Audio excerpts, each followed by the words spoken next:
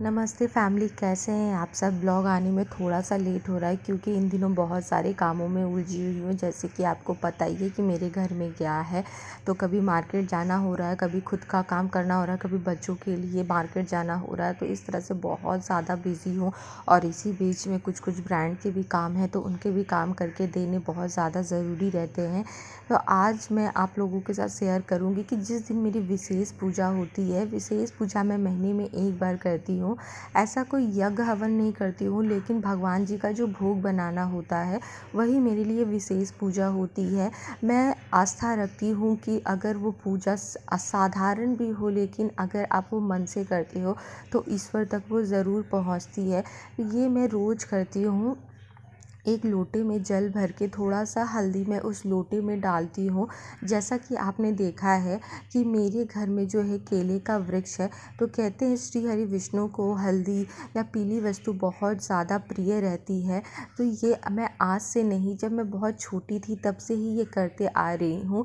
तो आप जब कोई चीज़ करते हो ना, तो आपको पता है ये चीज़ आपके लिए या ये पूजा आपके लिए बहुत अच्छा है, तो इसको आप कंटिन्यू करते हो। तो ये मैं डेली करती हूँ और मुझे इसके बहुत पॉजिटिव रिजल्ट्स भी मिले। देखो, पूजा किसी चीज़ को पाने की लालच में नहीं होती है।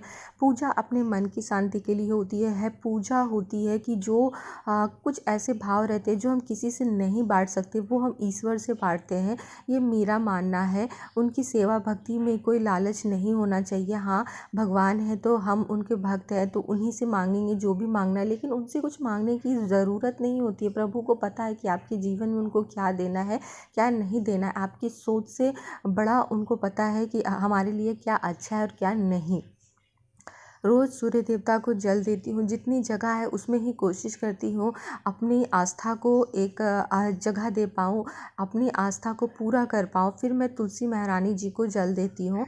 तुलसी महारानी जी को आप सिर्फ रविवार को जल नहीं देते हो या मंगलवार को भी जल नहीं देते हो, प्लीज़ मुझे बताइएगा। बहुत लोग बोलते हैं कि मंगलवार को भी तुलसी में जल नहीं देना चाहिए, बट मैं सिर्फ रविवार को तुलसी में जल नहीं देती हूँ। पंडित जी ने बोला था कि मंगलवार को तुलसी को स्पर्श नहीं करना चाहिए। तो मुझे बहुत कुछ नहीं आता है। मेरी उम्र इतनी भी नहीं है कि मैंने लाइफ का हर कुछ सीख लिया है। बस चीज़ें करते करते मैं करती हूँ और मैं भगवान से क्षमा भी मांगती हूँ कि मुझसे अगर कोई गलती हुई है तो माफ़ करिएगा। तो आज बनाऊँगी बिना प्याज लहसुन की सब्ज़ी। तो अदरक, जीरा, 2 टमाटर यहाँ पे मैं काट के ले रही हूँ। जब भी आप बिना अदरक लहसुन की सब्ज़ी बनाते हो ना, तो सब्ज़ी को बहुत ज़्यादा तीखा ना रखें, नहीं तो उसका टेस्ट अच्छा नहीं आता। थोड़ा सा ऑयल गरम करके ये मसाले उसमें ऐड कर दिए। अब मसालों को बहुत देर तक मैं नहीं भूनूंगी। 5 मिनट में मसाले मेरे रेडी हो जाएंगे। उसके बाद इसमें एक आलू दम मसाला का पैकेट मैंने कट करके डाल दिया है। इसको भी भूनूंगी। थोड़ा सा नमक मैं इसमें ऐड कर दूंगी और साथ ही साथ, क्योंकि इतने दिनों से पूजा नहीं हो रही थी तो मंदिर बिल्कुल गंदा हो चुका था, तो कल मैंने बहुत अच्छे से मंदिर की सफाई की, जैसा आपने शॉर्ट्स के थ्रू देखा होगा। उसके बाद में भगवान जी का जो भी आसन लगाना होता है ना, मैं आसन लगा रही हूँ, मैया रानी को चुनरी ओढ़ा रही हूँ और ये भी भोग के लिए, पूड़ियों के लिए मैदे को यहाँ पे डो बना रही हूँ। तो साथ ही साथ इस तरीके से काम चलते रहते हैं। और जब आपके 2 छोटे बच्चे हो तो सब कुछ इसी तरीके से मैनेज करना होता है। थोड़ा सा पानी और आलू जो बॉईल करके रखा था उसको कट करके मैंने इसमें ऐड कर दिया। अब इसमें मैं नमक और पानी को अपने अकॉर्डिंग ऐड करूँगी। बर्तन बहुत ज़्यादा गर्म हो गया था, मैंने पूजा का कपड़ा कहाँ रख दिया मुझे मिल ही नहीं रहा था।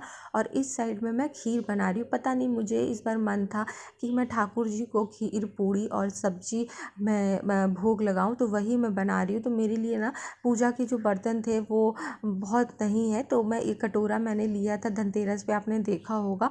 तो इसी में मैं भगवान जी की 4 पूड़ियाँ तल के निकाल दूँगी। उसके बाद जो रेगुलर कढ़ाई होती है जिसमें हम पूड़ियाँ तलते हैं, मैं पूड़ियाँ तलती हूँ, उसमें मैं पूड़ियाँ तल लूँगी। तो मुझे ना भगवान जी के लिए कोई भी ऐसा यूज्ड बर्तन यूज़ करने का मन नहीं होता।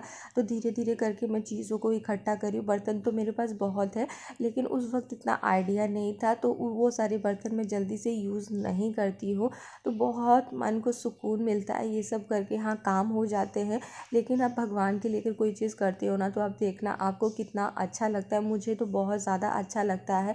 और ये भगवान जी का भोग रेडी हो गया। एक प्लेट में नारायण के लिए मैं भोग लगा रही हूँ। इस सब्जी का कलर देखो कितना अच्छा आया। मेरे पास साफ़ हल्दी नहीं थी तो मैंने हल्दी को नहीं मिक्स करा, फिर भी कलर बहुत अच्छा आया। और एक कटोरी में खीर निकाल दिया। तो ये खीर, पूड़ी और जो सब्जी है रेडी हो गई। अब एक गिलास में मैं नारायण के लिए पानी रखूँगी। तो आज बहुत दिनों से जैसे पूजा नहीं हो रही थी, तो सबसे पहले मैंने श्री नारायण को अच्छे से मैं नहला दूँगी, विधिगत तरीके से नहला दूँगी। जैसे पहले भी आपने मेरे कोई ब्लॉग में देखा होगा, अगर आप मेरे पुराने फ्रेंड हो तो।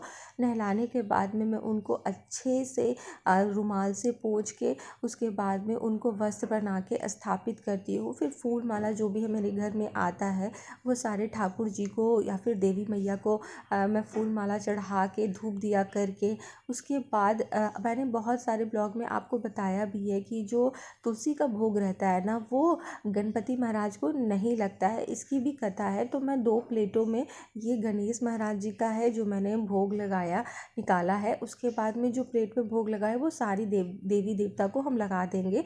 ऐसा ज़रूरी नहीं होता कि आपने घर में जितने भी ठाकुर जी रखे हैं सबको भोग लगाना है।